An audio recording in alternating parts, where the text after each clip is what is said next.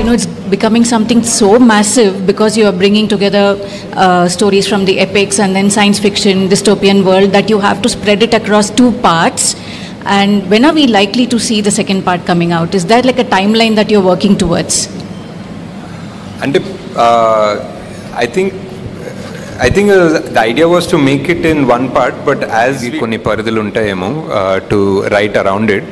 But when I'm writing something that hasn't happened yet, we are not at the end of Kaliyugam. There is no equivalent of Mahabharata in the Kaliyuga. So when we're writing that, I think all you need is a little bit of responsibility and respect, and you can write it. Yeah. Ashwin gar ఇది ఈ movie start అయినప్పుడు project అనే ఒక పేరుతో start అయ్యేది. అవునండి. ఈ movie first Chiranjeevi దగ్గరికి వెళ్ళి ఈ కథ నరేషన్ చేశారు కదా?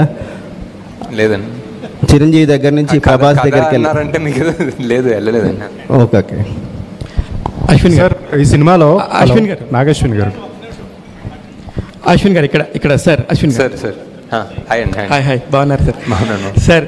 2014లో 15లో అలాగా మిమ్మల్ని చూసినప్పుడు ఈ ప్రపంచ స్థాయి సినిమాకి మా నాగశ్విన్ కూడా ఉంటాడని చెప్పేసి మేము అనుకోలేదు సార్.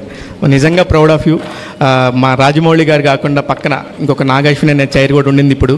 Very proud. ఎందుకంటే సినిమాని చూస్తున్నప్పుడు చిన్నపిల్లల్లాగా ఎంజాయ్ చేస్తున్న మనుషులు నేను చూశాను. 1కి 2-3 సార్లు చూస్తే కానీ ఆ ఎంజాయ్మెంట్ ఫీలింగ్ని ఓకే అమ్మాయి చూసేసామన్న ఫీల్ రావట్లేదు. ఎనీవే దానికోసం first congratulations. Thank you sir.